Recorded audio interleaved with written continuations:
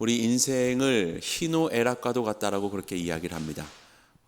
기쁨도 있고 분함도 있고 슬픔도 있고 또 기쁨도 있는 그런 즐거움이 있는 그것이 우리의 인생일 터인데, 시작이 기쁨, 희고 또 중간에는 분노와 애통함이 있지만 다시 그 끝이 즐거움이 된다는 것이 참 우리에게는 위로가 되지 않는가라는 생각이 듭니다.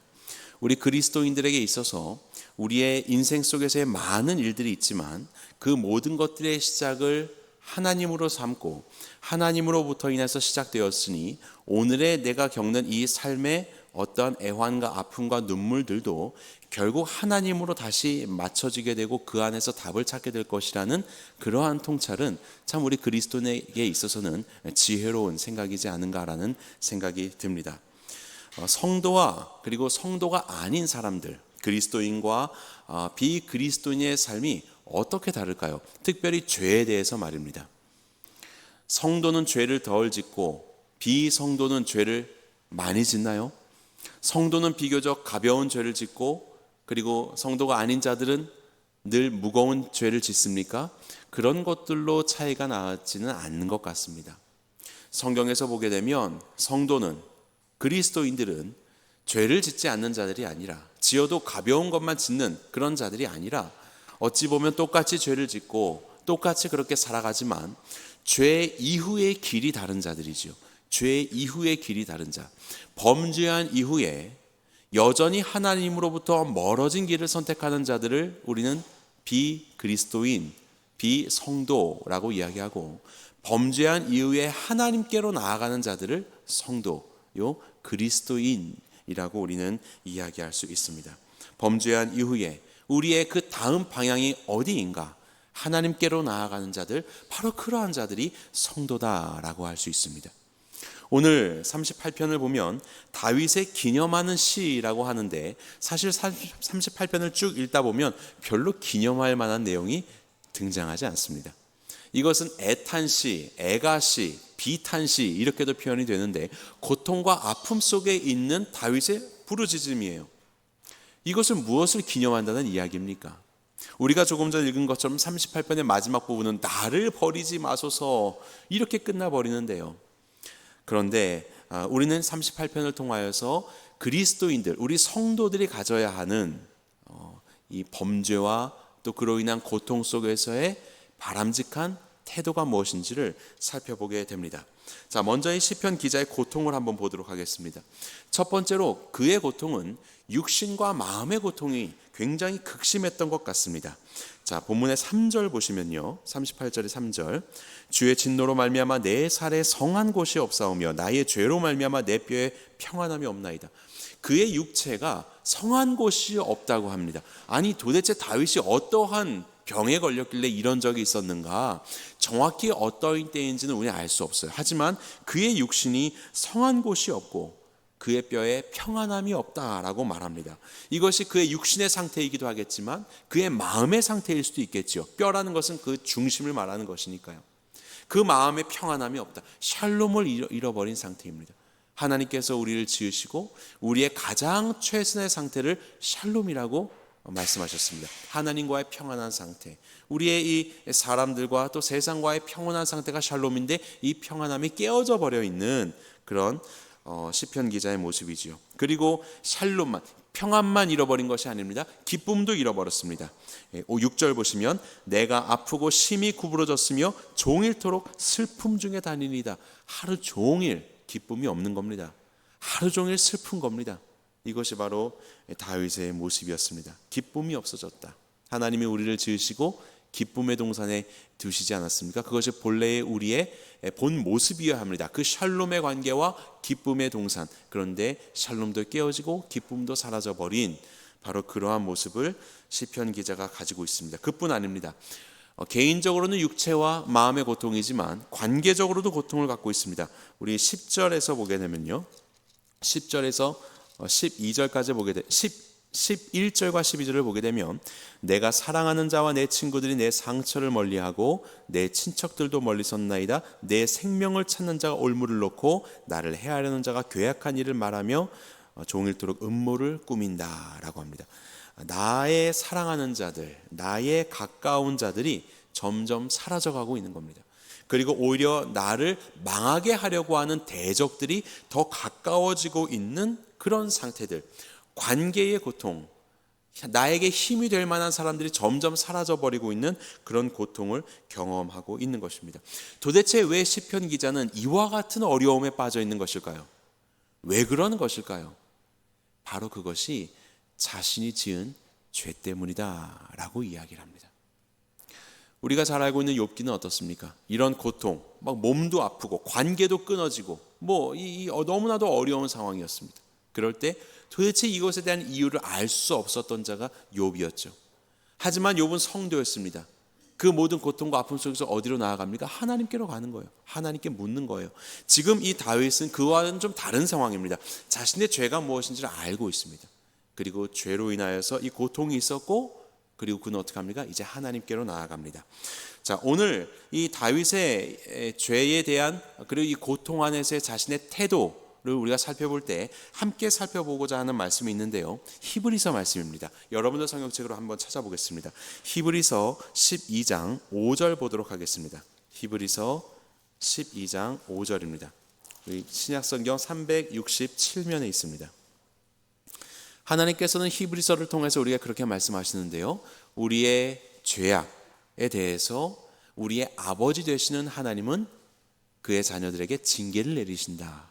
이런 개념이 히브리서 12장에 등장합니다. 자, 우리가 읽을 말씀이 5절 말씀, 12장 5절 시작. 또 아들들에게 권한 것 같이 너희에게도 권면하신 말씀도 잊었도다. 일러스되 내 아들아 주의 징계하심을 경히 여기지 말며 그에게 꾸지람을 받을 때에 낙심하지 말라. 아멘. 자, 우리가 죄로 인하여서 하나님으로부터 징계를 받을 수 있다라고 이야기를 하고 있습니다. 왜냐하면 그분이 우리의 아버지시기 때문에 그렇다라는 겁니다. 그런 우리의 죄로 인해서 이 다윗이 지금 경험하는 것처럼, 욥과는 좀 다른 상황이라고 말씀드렸습니다. 이것은 아마 저와 여러분의 삶에서도 경험되어지는 것이 아닌가라는 생각이 듭니다. 우리의 몸의 어려움과 마음의 어려움과 관계의 어려움과 상황의 어려움 속에서 기도하면서 발견하게 되는 것들, 내 안에 죄가 있었구나. 하나님께서 우리에게 이것을 알려주실 때가 있습니다. 바로 그때에 우리가 가져야 할 태도가 있습니다. 자, 오늘 본문에 히브리서 말씀 12장 5절에 보게 되면 주의 징계하심을 어떻게 여기지 말라고요? 경히 여기지 말라. 첫 번째로 이 죄로 인한 고통 속에서, 아픔 속에서 우리가 가져야 할 자세가 경히 여기지 않는다라는 겁니다. 경히 여기다라는 것은 가벼이 여기다라는 뜻이고요. 또 다른 표현으로는 말 그대로 무시한다라는 뜻입니다. 하나님께서 죄로 인해서 징계를 내리시고 계시는데, 우리에게 아픔을 주고 계시는데 그것을 깨닫지 못하고 넘어가려고 하는 것입니다. 이런 문제들은 하나님 아니고서도 내가 얼마든지 해결할 수 있다라는 생각이겠지요. 재정적인 어려움이 있을 때, 건강의 어려움이 있을 때, 관계의 끊어짐이 있을 때, 이것은 다른 방법이 있어 라는 것입니다. 병원 가면 되겠지.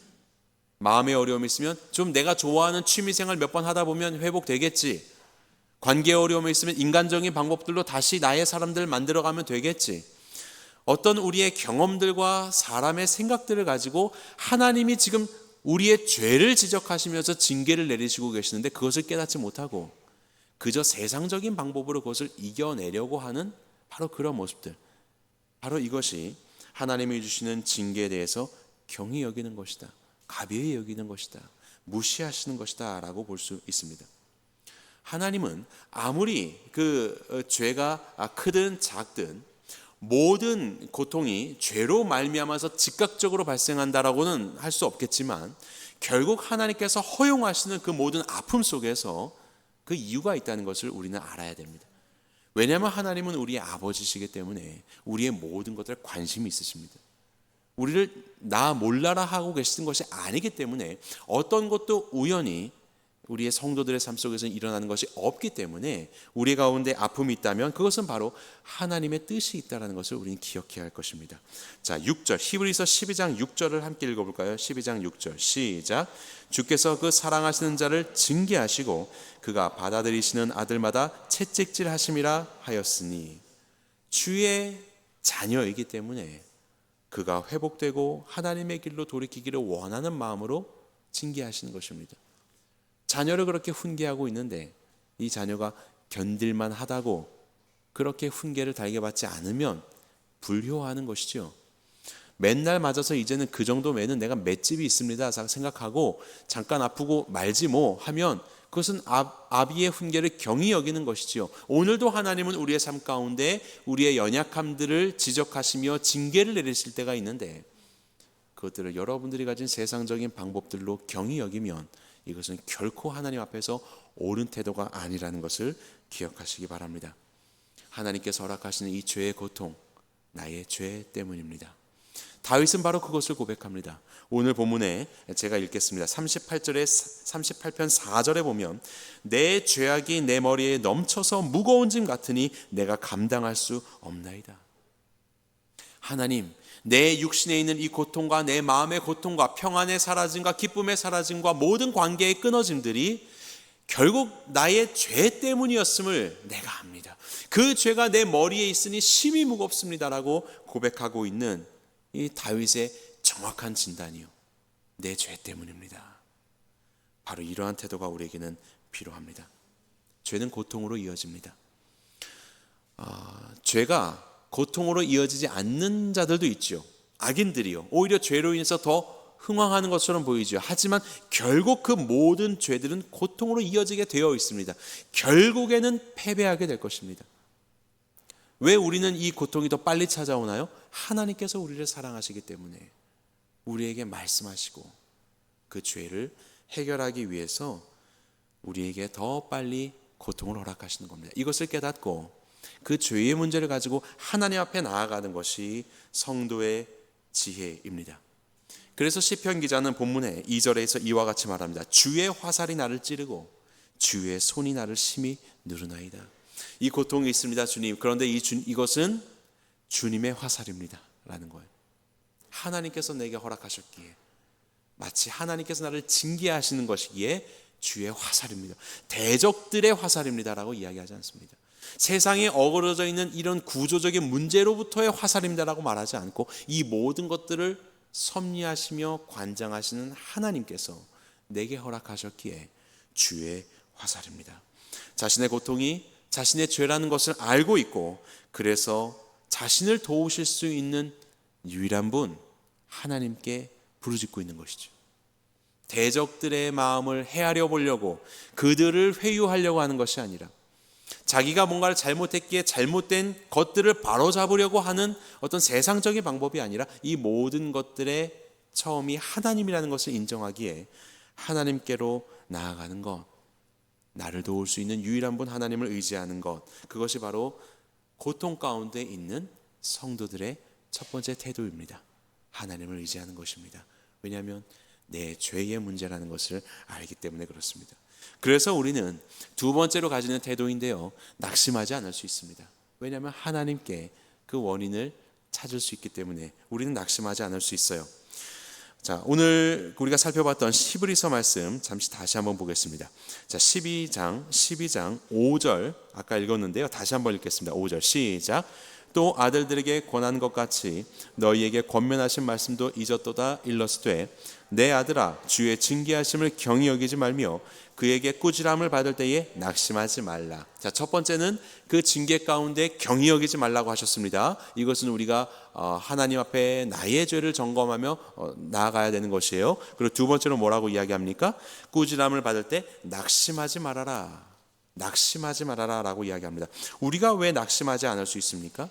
하나님께 나아갈 수 있는 길이 있기 때문에 그렇습니다. 낙심하다라는 말은 파괴하다, 폐지하다 이런 말에서 왔어요. 파괴하다, 폐지하다. 어려운 상황 속에서 나를 파괴해버리고 내 모든 것들을 그냥 닫아버리는 그런 것이 아니라 이 상황 속에서 낙심하지 않고 하나님께로 얼른 나아가야 되는 것입니다. 낙심할 이유가 없는 것입니다. 희망이 있는 것이죠. 왜요? 이 어려움이 대적으로부터 온 것이 아니니까. 이 어려움이 나의 실수로부터 온 것이 아니니까. 이 어려움이 세상의 어떤 것들로부터 온 것이 아니니까. 이 모든 것들을 허용하신 하나님께로부터 왔다라는 것을 고백하기에 우리는 낙심하지 않고 하나님의 간섭과 섭리를 인정하며 하나님께 나아갈 수 있는 것입니다. 하나님은 우리를 회복시키시는 분이십니다. 대적들은 우리를 옥죄고 우리를 억누르고 우리를 망하게 하고 우리를 폐지시키는, 우리를 낙심하게 하는 것이 대적들의 모습이라면 하나님은 그렇지 않습니다. 왜냐하면 하나님께서 우리를 징계하신 이유가 무엇입니까? 그의 사랑하는 자녀이기 때문에 그렇습니다. 우리를 회복시키고 우리가 잘 되기를 원하시기 때문에, 우리에게 진정한 평안과 기쁨을, 에덴을 회복시키기를 원하시는 것이 하나님이시기 때문에 우리는 기쁨으로 낙심하지 않고 하나님을 찾을 수 있는 것입니다.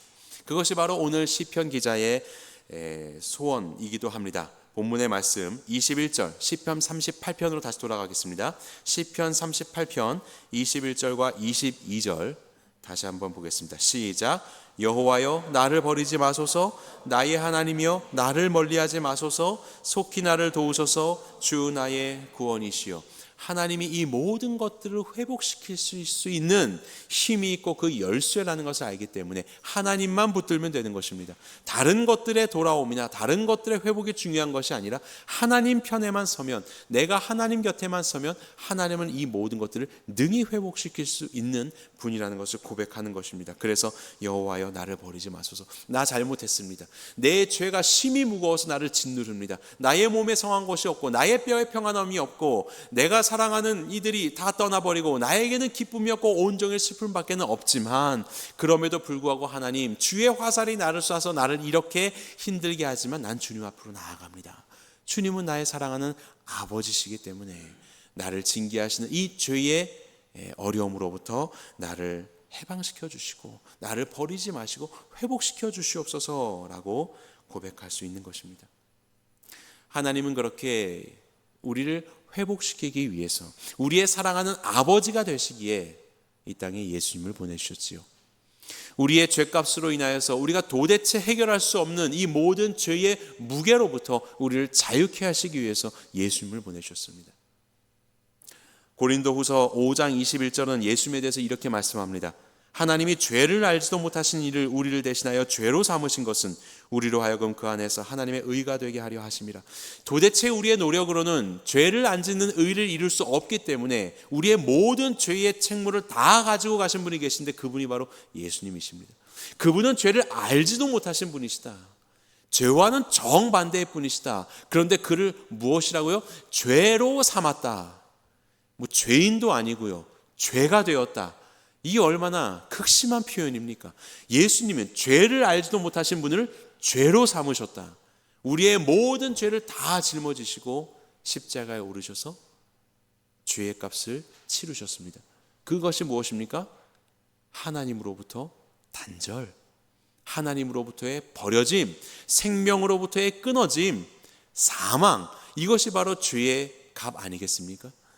나를 버리지 마소서, 나를 버리지 마소서, 내 주 하나님이여 다윗은 외치지만 우리 예수님께서 엘리 엘리 라마 사박탄니라고 말씀하셨습니다. 나의 하나님 나의 하나님 어찌하여 나를 버리셨나이까?